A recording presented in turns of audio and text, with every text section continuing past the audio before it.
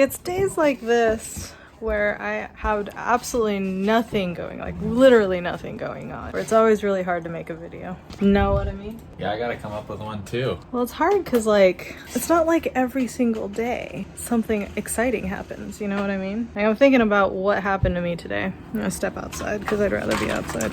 Let's see what happened today. I tried to make potato bread, but then I found out I had no yeast. I was like an hour into it and it got to the point where I had to use yeast, and I found out I didn't have yeast. So, I was out today grabbing a couple things for my mom and my aunt for groceries and such. I went around trying to look for yeast at all the grocery stores. I am doing this so unprofessionally. I was trying to find yeast at all these grocery stores. All of it was sold out. And according to one of the stores that I went to, they said they just got yeast in today, and then immediately as it hit the shelves, it was gone. So somebody out there is buying up all the yeast. Guys, the world has no yeast. It's really funny though, because it had nothing to do with the coronavirus that I wanted to make bread. I just have a bunch of potatoes and I wanted to make potato bread because my mom and my aunt have never had potato bread. And so I had everything. I had the potatoes, I had the flour, I had everything except the yeast. But I looked online because I was like, you know what? How did people make bread before yeast was a thing? Apparently you could use the acid from the lemon juice and baking powder, and it's like a very calculated mixture, but apparently you can make yeast that way. So I'm gonna try to do that tomorrow. I'm gonna look up more into it and then see if I can make bread that way, because maybe I don't actually need yeast. And then aside from that, aside from trying to make bread but not being able to, I ended up streaming for about an hour and I'm up to 11 followers on my Twitch, so that's cool. I don't know, it's so hard to pick up a camera when literally nothing goes on, because when you make YouTube videos you want everything to be exciting and like, whoa, look at me, this is what I'm doing. But the reality is that's not life. Life isn't like that all the time. I'm actually wondering how Casey Neistat did it. I'm wondering how Casey Neistat did it. See, I'm still saying did it. I'm wondering how Casey Neistat did it. I've seen a lot of the videos that he made over the 5-year period that he was doing daily vlogs. I'm sure Casey has a lot of money and I'm sure his life is exciting, but I'm sure there were some days where he didn't know what to film, or like there was nothing going on. Even David Dobrik, he does daily videos, and it's like, how do you guys make a nothing day so entertaining? I think that's a challenge. I think that's a fantastic challenge. And I think it also helps with your creativity. I should look at it as a challenge to my creativity. I just end up resulting into Talkin Vloggins when I don't know what to film.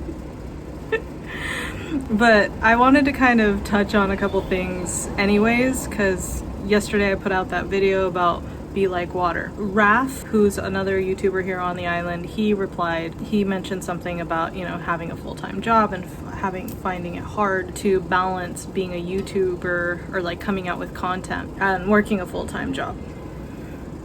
Sorry, I was about to sneeze. And it's not even just trying to come up with content, it's that, how he put it, coming home with that mindset of work, and then trying to transition your brain into, okay, I gotta do more work, I gotta make a YouTube video, I gotta YouTube content. Because normally what I like to do is work hard at my job, come home and just play video games for the rest of the day. But unfortunately, like things like this, like YouTube, when you're YouTubing, it's come back from work and then you have to work some more. And unless you have that mindset of that's just how it is, if this is what you want, it's really, really hard to do. And I get that 100%. I mean, right now it's gotten a lot easier for me because I'm not working at the moment. But when I was working for that month that I had a job before the coronavirus took over, I worked maybe 40-50 hours a week at my job. Not even just at the job, but at home I would do stuff for the job, and then I'd come home and then I would just be drained. And so you come home and you're tired, and the very last thing you want to do is turn on the camera and start editing for hours. Like, I 100% understand that. And that's the thing I was saying yesterday about that consistency and the persistence, right? I think another thing that helps me do this is that I've switched my mindset up. Matt made a really good point the other day. For instance,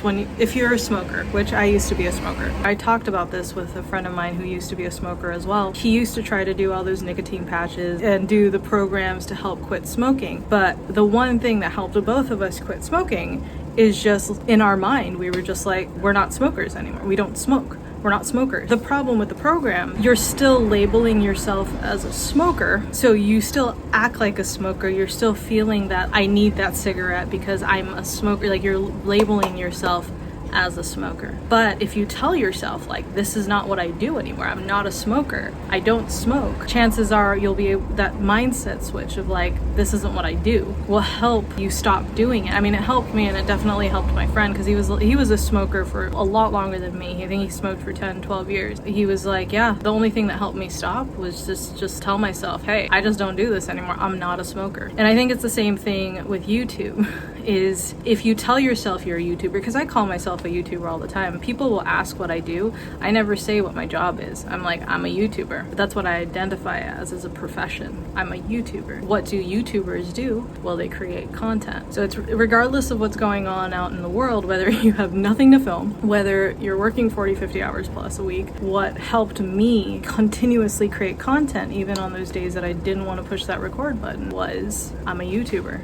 And this is what YouTubers do. They create content regardless of the situation. I liked Raf's comment a lot because it is a struggle that so many of us who want to be YouTubers go through. I talked about a lot of it being like being adaptable, being consistent. But there's another element to that, which is owning up to what you are. Because if you decide that's what you are, you're going to start making choices that basically aligns with what you say you are. But it has to be that mental shift. When I was starting off on my entrepreneur journey and I watched all these different entrepreneurs talk about working 40 hours a week, and then when they get home they would spend another 4 or 5 hours working on their business, just grinding away. Even if they were tired, regardless, they made a commitment that they were going to do that. And I used to think to myself, how can you do that? That's insane. I was always looking for that secret formula that was like, okay, you just have to take these steps, you have to do this, you have to do that. No, it literally, at the end of the day, all of it is just a mindset shift. You just give yourself no other option but to do it, because that's just who you are and that's just what you do now. I get a lot of people who tell me,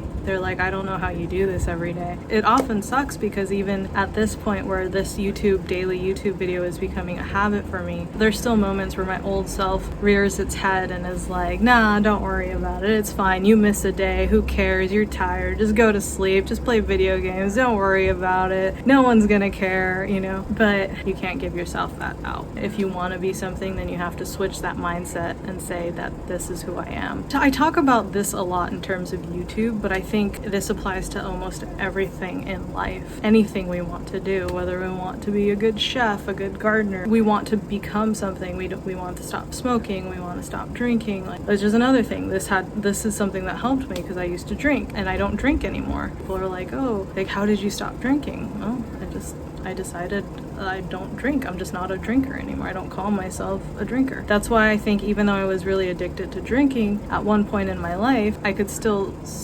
drink a little bit here and there, and I don't get those cravings like I used to, because that's not who I am anymore. I know it sounds easy just saying it, but it's very, very hard to do because it is a discipline that you have to build within yourself. But I didn't even know what to talk about or film, but I turned on the camera and I was like letting it rip. I have to actually thank Raf for this one, because Raf's comment really ignited something in me when I saw that comment, because I related to it so much. One of the things that I want to stress when I talk about this stuff is I don't want you guys to assume that I'm trying to give you advice or tell you guys how you should live your life or do anything like that. This is literally just me talking about the things that I've learned on my own personal journey, because it's helped me. So if it helps somebody, like, that's awesome. Just persisting at something, it becomes easier and easier. And even in those hard moments where you don't quite know what to do or you're feeling lost, but to build that muscle of having that ability to continue to do something anyways, regardless of how you're feeling, it gets easier and easier every single time. You know, one of the things that I've realized is, you know, people talk about, I don't feel motivated, I don't feel inspired. The reality is motivation and inspiration only carry you so far, because motivation itself itself is so fickle, you know. It's one of those things that it's a heat of the moment type feeling. And if you rely on that heat of the moment type feeling for motivation in order for you to accomplish something or do something, it's going to be few and far between. So the more important thing is to just develop that habit, that mentality that no matter what, this is what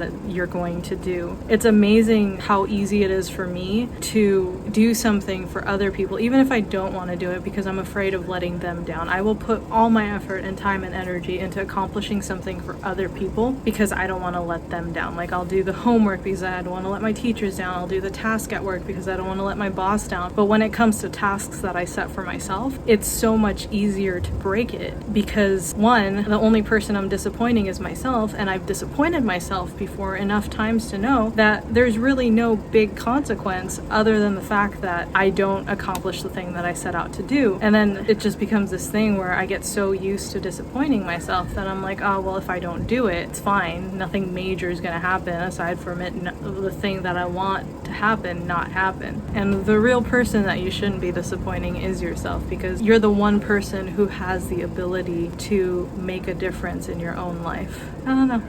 Anyways, thank you guys for tuning in again to this Talkin Vloggin. I really appreciate it. I'm gonna try making that potato bread tomorrow. I'm gonna try to like be scientific and try to mix my little yeast together and see if I can make my own potato bread. If you guys have ever made yeast before from scratch to use for bread, please let me know in the comments below what you recommend and what you don't recommend that I do. I'm gonna try doing it tomorrow. I mean, if I can get all the ingredients I need. I think I have baking soda or baking powder, so I just need some kind of acid. They said either vinegar or lemon. So I love you guys. I will see you tomorrow in tomorrow's episode. Peace. Bye.